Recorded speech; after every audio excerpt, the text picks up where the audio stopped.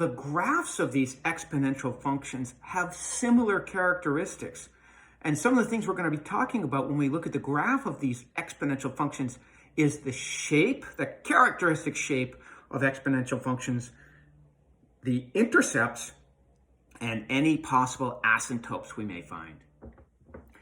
Let's consider graphs of the form y equals a to the x. For example, y equals 2 to the x.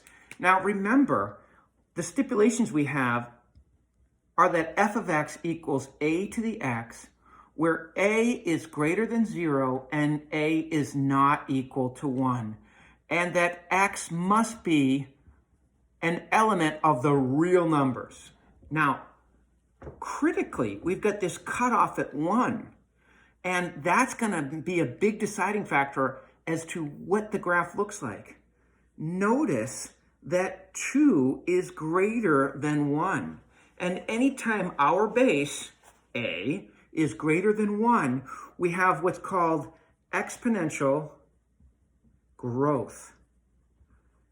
Now, I'm always trying to get better at the guitar. I'm always trying to get better at my jiu-jitsu. I'm always trying to speak Portuguese better. If someone ever said to me, wow, the growth you've shown in your Portuguese or your jiu-jitsu or your guitar playing is exponential, I'd be so happy, because exponential graphs look like this. They go up, up, up. Very quickly they go up. So exponential growth is usually, if it's something you like to do, or economics, money in your bank account, all of these things, you're very pleased to hear about exponential growth. Well, that's going to give us some critical points here. If I do an XY chart where y is equal to 2 to the x, I can tell you that when x is equal to 0, I have y equals 2 to the 0, which of course is 1. So here is our point, 0, 1. And if x equals 1, then I get y is equal to 2 to the 1, or 2. So here's our point, 1, 2. As soon as I have those 2 points, I draw my graph. Notice my graph never hits this horizontal asymptote at y equals 0. Now, why is that? Let's pick a point way out here, like where x is negative 10. If x is negative 10, then y is equal to 2 to the negative 10, which is 1 over 2 to the 10, which is a very, very, very small positive number. So if I go over negative 10, I go up 1 over 2 to the 10. Now, 2 to the 10 is a huge number. So 1 over 2 to the 10 is a very small number. So I'm just above this y equals 0 horizontal asymptote. Notice if I picked negative 100, then my y value would be 2 to the negative 100, or 1 over 2 to the 100, which is extremely small, almost 0, and yet still just a little bit above this y equals 0 line. Hopefully you can see, well, that's the point. Hopefully you can see that we're never going to touch this line y equals 0. That's why we call that the horizontal asymptote here.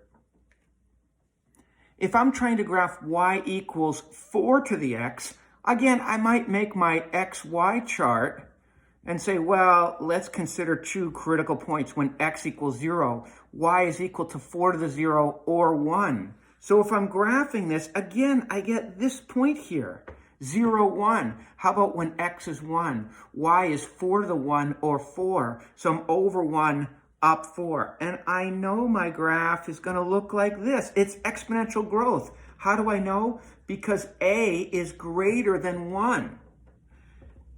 I get these 2 critical points, 0, 1 and 1, 4.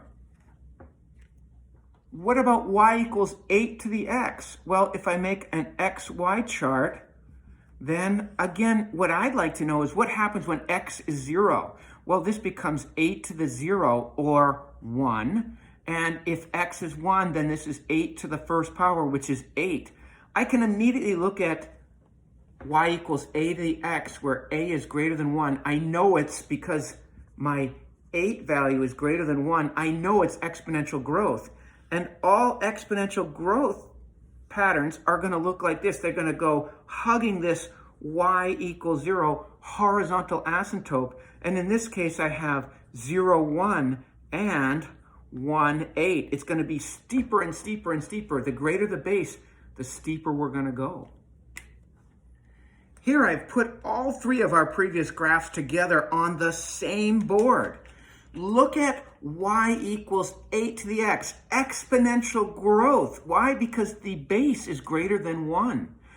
And the point 1, 8 is on my graph when x is 1, y is 8. Here is y equals 4 to the x. It shows exponential growth pattern.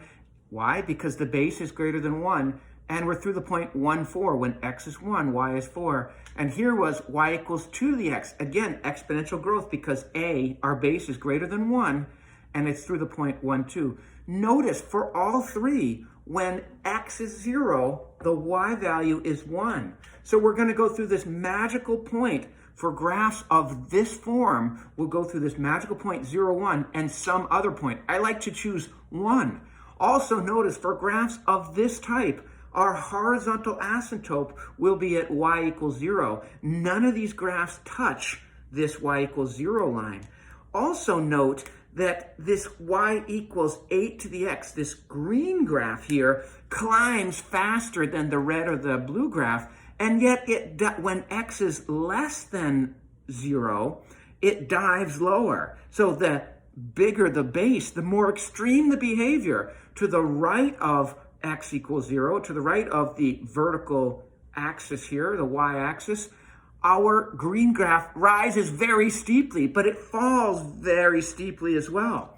Our red graph is intermediate in both cases, and our blue graph, although it's showing exponential growth, it rises the least steeply, but it also falls the least steeply on the other side.